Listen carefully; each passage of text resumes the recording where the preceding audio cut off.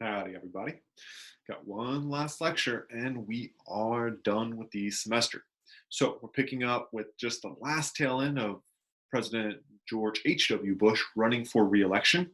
And then we're going to kind of briefly and quickly get to the present. We're not going to spend a whole lot of time on this because from about Clinton until today, we're dealing far more with current events than kind of real history. So we'll talk a little bit about it just to kind of give ourselves a ballpark. But real quick, we're going to run from the end of Bush until today. So we kind of pick up with what's going to become kind of the age of terrorism. It's going to be both domestic terrorism and foreign terrorism. And terrorism is kind of a weird problem that we're going to be facing during this era. It's not something you can easily fight because terrorism is, its goal is to enact terror. And that's a very abstract goal. It's hard to fight something that doesn't have something. You can't go conquer a city. You can't go kill a single person to wipe out the enemy. It's going to be a much more abstract thing. And this comes to a head kind of in the early 1990s for the United States. So this starts off with the election of 1992 and kind of the rise of Bill Clinton. Now, the conservative agenda of Ronald Reagan and George H.W. Bush's administration arose from the dissolution and crises of the 1960s and 1970s, shaping leaders who believed the answer was to turn to the nation's social and economic problems over to the market while asserting that America's influence and power around the world continued to grow. By the middle 1990s, brought a new generation into the political arena, a group called Generation X, who came of voting age with deep worries about the foreclosing of opportunities to them and everyone around them. They worried that the previous generations ignored the growing economic divisions and that let the competitive position of the United States deteriorate around the world. Now, this generational change made 1992 one of the most volatile elections of its time. A baby boomer and successful Arkansas governor who was not widely known on the national scene, a Democrat named Bill Clinton, decided to challenge George Bush when he was vulnerable when a more senior Democrat opted to pass on the election. So Clinton, this kind of young Democrat, is going to step in and he's going to challenge Bush in a big way. Now, Clinton was careful to push Democrats to choose a full baby boomer ticket by selecting Al Gore as his running mate, his vice presidential candidate. A third candidate, however, entered the field, Ross Perot, a Texas billionaire. So we already see in the 1990s this kind of trend, this beginning trend of billionaires running to become president. We've seen it most recently with Trump, and with Ross Perot, it's kind of the first time. Just he's a little too early for his time. Now, his independent campaign started with an appearance on a television talk show, and he tried to occupy the political center, appealing to many middle-class Americans. But a billionaire appealing to the middle class was a hard sell at times. Now, the election resulted in Clinton getting 43% of the popular vote, Bush only 38%, and Perot a small 19%. But 19%, almost 20%. That's pretty good for a guy running as an independent.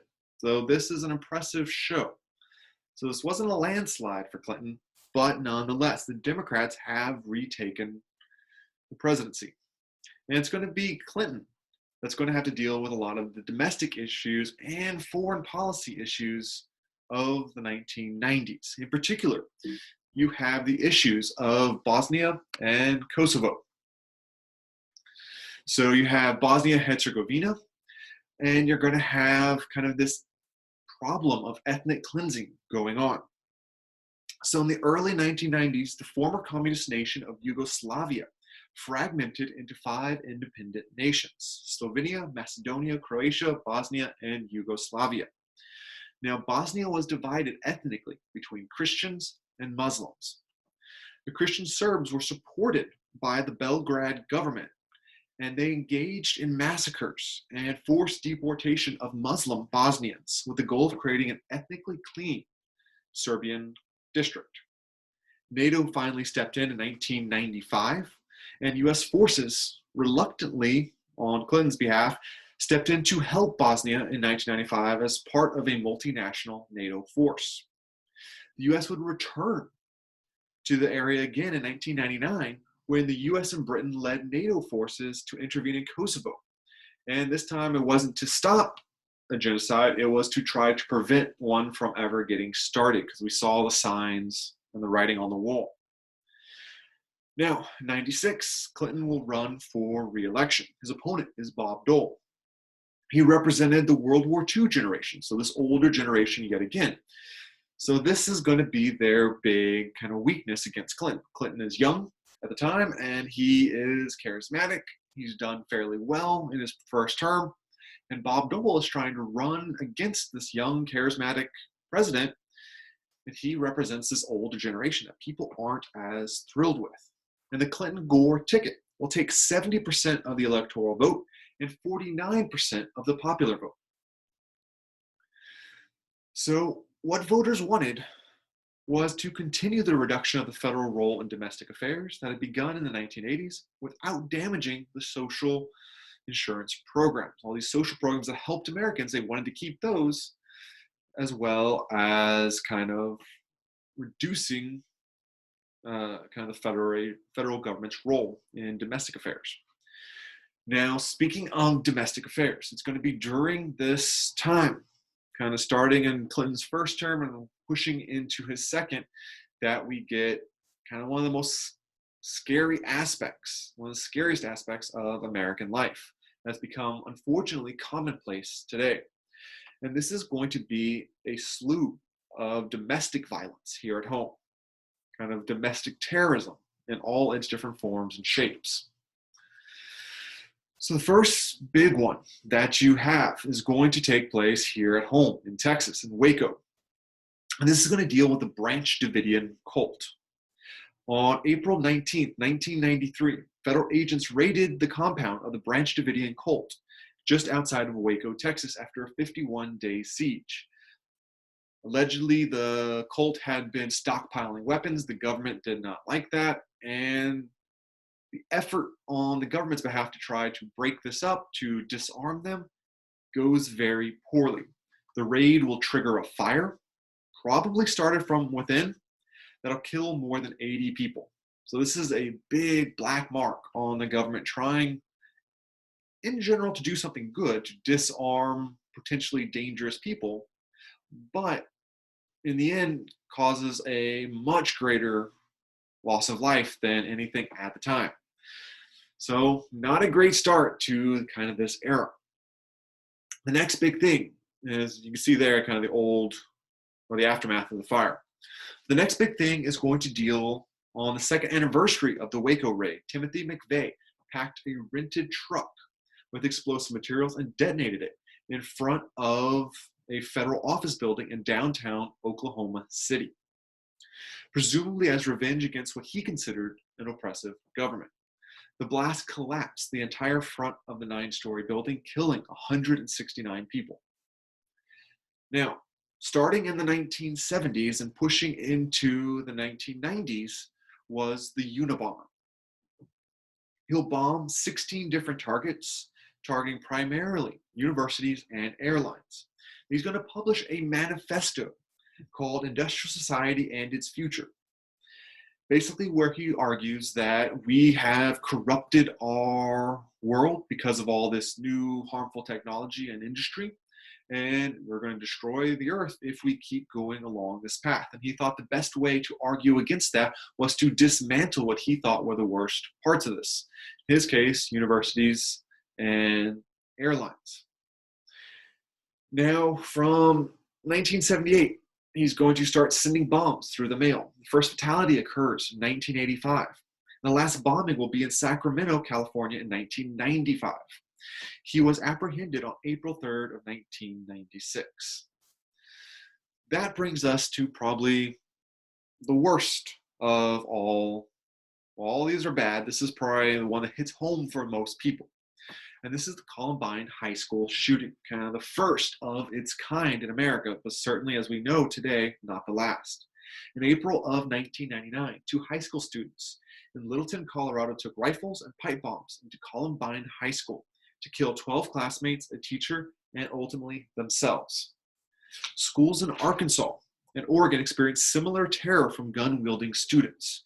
And this event, these type of events of mass shootings, has kept occurring. And we've debated over what the cause is. Is it mental health? Is it some sort of drug? Is it psychiatric drugs? Is it gun laws? And there's a lot of issues going into this. It's not just one thing or the other. It's all of these things probably combined into a new issue. Then you have the war on drugs.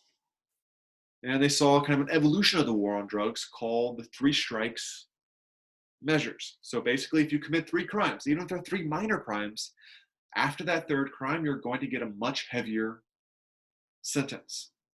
Now, it could be 3 little crimes, but 3 big crimes gets the same sentence. So it's going to cause kind of this weird result. And as a result, the prison system in the United States is going to skyrocket. And what's worse is that many of these prisons, as we get into the mid kind of 2000s, going into the 2010, 11 teens, all this kinds of stuff, prisons are going to become more and more privatized. Now, having private prisons is kind of a weird thing. There should never be a profit coming from prisons because that means there is a benefit to having more people in prison. So, all this is going to fall disproportionately heavy on minorities, and we'll see the rise of cartels in a big way as a result of this war on drugs, as we try in the United States to push other countries to follow suit with the United States' stance on certain drugs. Other nations are pressured into this, and then you have criminal organizations rising up to meet the demand in the United States for these drugs. The US says they're illegal, but most of the demand for many of these drugs is still within the United States. So we're both consuming the illegal drugs and passing the laws to make them illegal, which lead to the rise of the cartels. So we are at the heart, kind of our legal decisions on drugs is at the heart. Now, what the solution to that is, that's a hard thing to say. And that's something that we're going to have to try and figure out as we go forward in our country. But there's other pressing issues that are going to derail Clinton's 2nd term as president. You can see from this picture, not going to be a pleasant experience for him. He is going to be accused of sleeping with one of his interns, Monica Lewinsky. This is going to lead to a huge impeachment trial, because not so much for sleeping with his intern, which was bad form, but not technically illegal. It's that he lied under oath and would not admit to having had the affair. So this is the fundamental problem. And this is going to derail everything, but nonetheless. So Clinton survives, finishes out his term as president, and his vice president, Al Gore, is going to run for election in his own right as president, trying to continue on the legacy of Bill Clinton. And it's going to be George W. Bush Jr., that takes over the Republican mantle to challenge Al Gore. And this leads us to the election of 2000, Bush versus Gore. Now, this is all going to come down to Florida and Florida's not so great voting system. They had little punch cards. You would punch out little perforated dots, and that would choose who you voted for. Well, the voting mechanisms, the machines weren't very clear, so people voted for the wrong people. Sometimes the little piece of paper didn't punch all the way out, so they had recount after recount in the state. And it was up to the state. Whichever way the state went, that determined who the president was. They keep having a recount after recount, many of them by hand. So poor guys like this one have to keep doing this recount time and time and time again. But ultimately, after lots of effort, Bush manages to win. He ekes out a very narrow victory. Now, this is kind of a bittersweet thing for Bush, because great, he won, awesome. He's going to hit the ground running as best as he can. There's him getting inaugurated with his wife and daughters. But very quickly, Bush's first term as president is going to go in a very unexpected turn. This is when you have, on September 11th of 2001, the attacks on the World Trade Center and the Pentagon by terrorist forces. This is going to have a dramatic impact on the nation. It's going to change how we see things. It's going to change how we live day-to-day life. This is going to lead to Americans kind of making decisions based on fear. But it's also going to bring the nation together in a new way, in a way we've never been united by an enemy attack quite like this before. So we target Osama bin Laden and Al-Qaeda as kind of the primary instigators of these attacks. And we're going to pass laws trying to protect ourselves, primarily the Patriot Act, which initially is passed with big blank sections in it that'll be filled in later. And you can see how this is going to be a problem, because a law that's passed basically with an intent, but not actually the wording, how do these lawmakers know what's going to be in it in the end? So this Patriot Act is going to be pretty wide-reaching. It's going to change what the government can do and kind of give the government far more power than ever before in America to kind of oversee citizens, to investigate, to go after people. And we're still kind of figuring out what the ramifications of that is today. So, but the biggest, most immediate result is military action, where we go overseas to try to figure out what is going on and to try to eliminate this threat, to try to take out Osama bin Laden and Al-Qaeda. And we managed to go into Iraq and eventually Iran, and we start destabilizing these regions. We very quickly militarily defeat them, but it's the aftermath of staying in these regions, trying to rebuild them and convert them to democratic societies, that's going to be the true burden placed on the United States. The war side of it is very quick. Operation Iraqi Freedom and the subsequent conflicts, militarily were very easy for us to win. It's the rebuilding and the restructuring that we haven't really done, and the results weren't nearly as successful as we were hoping for. In the midst of all this, you have the Columbia explosion. The spaceship Columbia, the shuttle Columbia, was supposed to go up to the International Space Station. Due to some faulty parts, the ship will explode, and it's going to be a huge blow to NASA and the space program. And in a few years, we'll basically decide to stop sending manned missions to space, certainly not on any regular basis. So this is kind of the tail end of the space race, kind of the end of Americans' dominance, true dominance of space. And this brings us to the election of 2004. This is Bush versus John Kerry. Now, Kerry didn't have a huge support base, and Bush was generally, despite some gaffes and different things, he was seen as a fairly good president. He seemed like he handled what was going on with 9/11 fairly well. A lot of criticism for kind of what he did after the fact, the military interventions, but nonetheless, he was still a fairly popular president. That's going to translate to him winning re-election. Then his second term as president is going to get hit with another disaster, this time a natural disaster called Hurricane Katrina, which will hit places like New Orleans particularly bad. And we won't have a major kind of support infrastructure going in with FEMA and different organizations that were supposed to relieve a lot of this pressure very quickly or very effectively, and he's going to get a lot of criticism for that.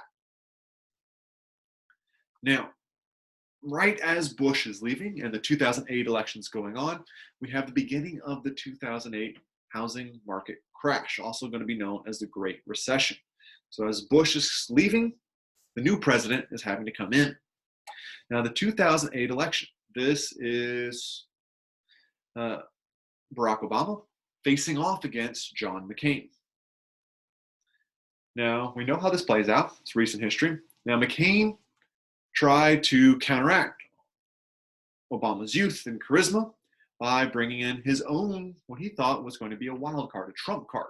And that was going to be Sarah Palin. So he brings an Alaskan governor into the race as his vice presidential candidate, but it's not quite enough. I just thought that was a funny picture. But McCain chased Obama for the entire presidency, but he wasn't quite able to win. And Obama ekes out a victory. And this begins Obama's term as president. And this is a very different thing. Obama's going to be the first African-American president. And he's going to restore, kind of a return to these old democratic policies of really trying to have a lot of major social programs in the country. So when Obama picks up and takes over, he's at the brink of these subprime mortgages, all these housing market crash, everything. We have to figure out what we're going to do. So this is the big issue, this 2008 crash. Right as he's coming in, when he takes over kind of into 2008, beginning of 2009, he's trying to figure all this out. And they're going to try to do stimulus and different things, but we'll see how that plays out. Now, Guantanamo. One of the things Obama ran on was closing down Guantanamo. This is going to be harder said or easier said than done. And when he leaves office 8 years later, Guantanamo is still open, albeit in slightly different capacity. This was one of the big kind of campaign things he was running on, and this is going to change. When it came to NASA, Obama and NASA decided to end plans for manned spaceflight to the moon. They favored Earth-based scientific research instead. So we kind of shifted and pivoted, and this kind of leaves open for companies like SpaceX and others to compete for this kind of race to the moon and race to Mars, since NASA has partially stepped out, at least of the manned component of that. Now, Obama will make some progress in LGBT rights, particularly with the Matthew Shepard and James Byrd Jr. Hate Crimes Prevention Act.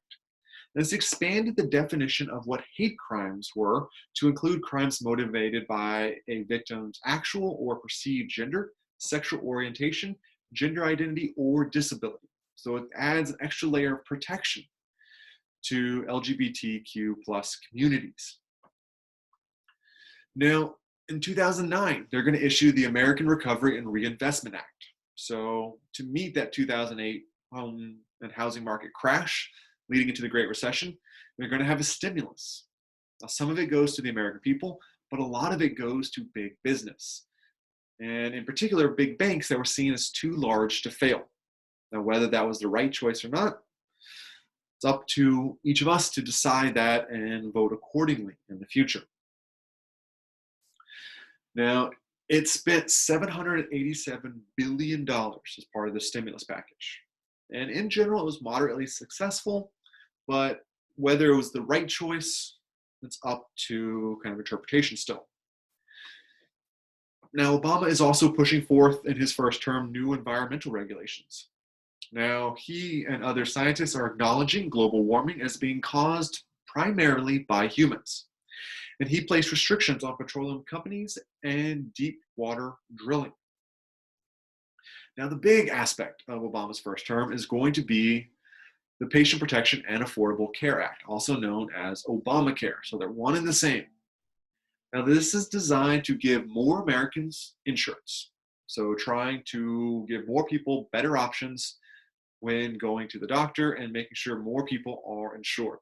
Now, it had some trouble with the initial rollout. In general, it benefited more people probably than it hurt, but it still wasn't perfect. It was probably better than what we had before. More people are getting insured than we had before, which is always a good thing. But it didn't seem to be kind of the final solution. It seemed like a move in the right direction maybe, but not necessarily where we need to end up. Whatever that might be, still remains to be seen. One of the big kind of feathers in Obama's administration's cap is they did manage to finally assassinate Osama bin Laden in 2010. Now, in conjunction with this, in conjunction with the killing of Osama bin Laden, you also have the escalation of drone strikes during the Obama administration, which sometimes can be good because we can get fairly targeted with our missiles. But a lot of times it seems we were hitting civilian targets as well, or at least having civilian casualties racked up in addition to the initial and purposeful targets. So we're not putting boots on the ground, we're not sending our men in to fight, but we're getting civilian casualties. So it's kind of this weird trade we're doing. Is it going to be American soldiers or is it going to be foreign civilians? So not exactly the greatest alternatives and options, but nonetheless, you do see this escalation of drone strikes as a preferred method of warfare. This brings us to the election of 2012. This is going to be Barack Obama versus Mitt Romney. Now, Mitt Romney had a lot of obstacles going into this. Most particular was his inability to kind of convey and connect with the general American population on a personal level. Many people felt he was static, robotic, and just wasn't, didn't act in a human-like way. And that's really going to hinder him during this term. And Obama, on the flip side, was very charismatic, and people really liked listening to him talk, and they really trusted the words he was saying. So Obama's charisma really pull him through this second election. You can kind of see he does okay, but that heartland part of the country still is voting heavily for Romney and the Republicans, and we'll see that play out after Obama's second term. You also have, during Obama's second term, Obergefell versus Hodges. And this is effectively going to set up the legality of same-sex marriage, saying, quote, "This decision affirms what millions of Americans already believe in their hearts. When all Americans are treated as equal, we are more free." So he's basically saying people of the same sex or of any gender combination can legally get married. You cannot stop that. He's going to push for more renewable and sustainable energy. He's going to expand efforts to limit high capacity and automatic weapons as well. You have the continuation of this drone policy with the continuation of an escalating civilian population being hit. On a more positive note, you have the beginning to open up Cuba. So Obama kind of begins to thaw the relationship for a while with Cuba. And this is big because ever since Kennedy, for the past 30, 40, 50 years, not much relations went on with Cuba. And you have, for the first time, Obama kind of reaching out an olive branch to begin opening up Cuba, who is just 90 miles off the US coast. So they could be a great trade partner for the United States. And this brings us to the next election. So the 2016 election, Hillary Clinton versus Donald Trump. So you have new groups like alt-right and neoconservatism and kind of white power movements starting to rise up in weird new ways. You have kind of far left organizations like Antifa rising up as the two large political parties, Republicans and Democrats, start polarizing each other. You have radical groups within them start going even further to the fringes. Now, this is a very unique election. This harkens back to Andrew Jackson with the name calling and mudslinging and slurs and jeers and all these kinds of stuff.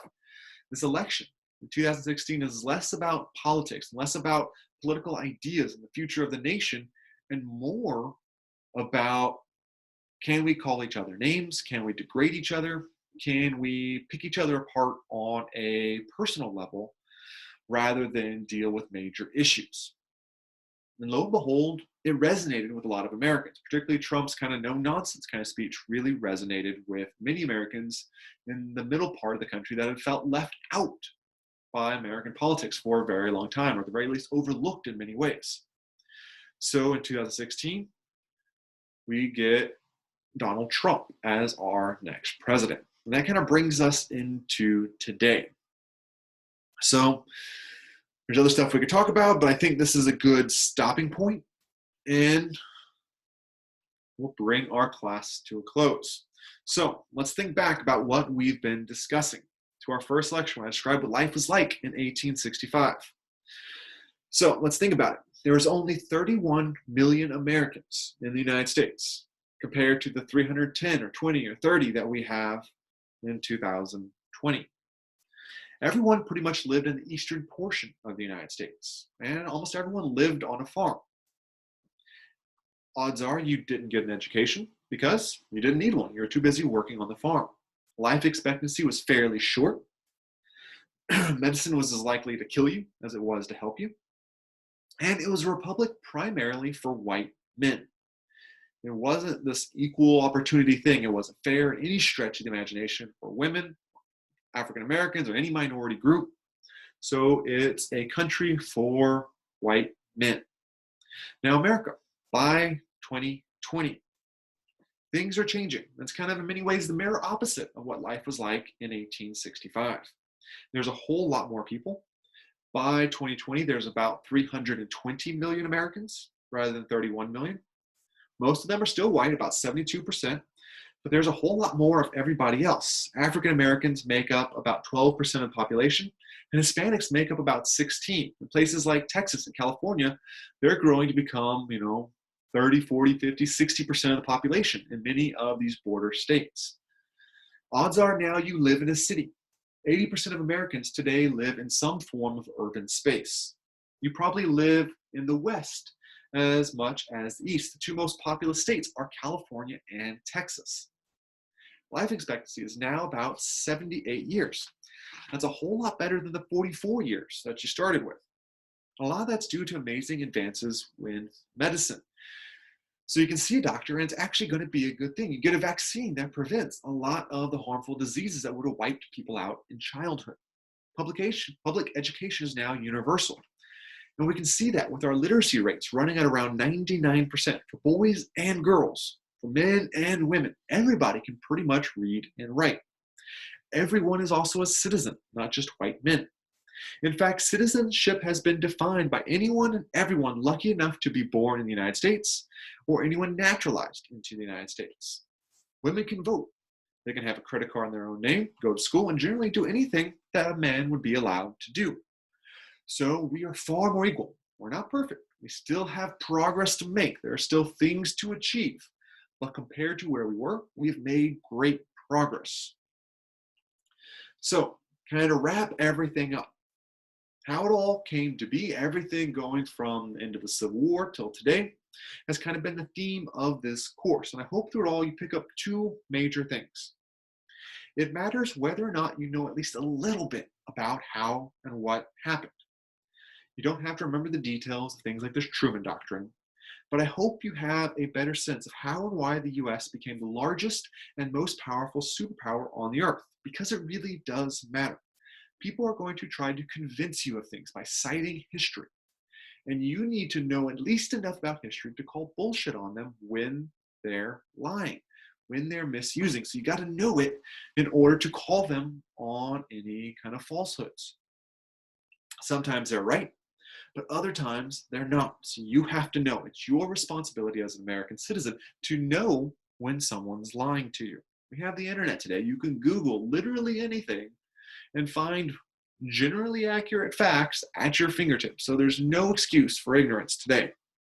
More than that, kind of our second big thing I want you to get, I hope you'll take away that history, and thus the world, is tremendously complex. And the discipline of history is about making sense of that complexity and the world. The study of history at the end of the day is not about memorizing facts. It's about trying to understand the complex ebb and flow of human interaction, and how and why we as humans do wonderful and terrible things to one another. So I'm glad to have had you all for students, and I hopefully will keep seeing you around campus, but if not, I wish you luck in your future. Thanks, and have a great summer.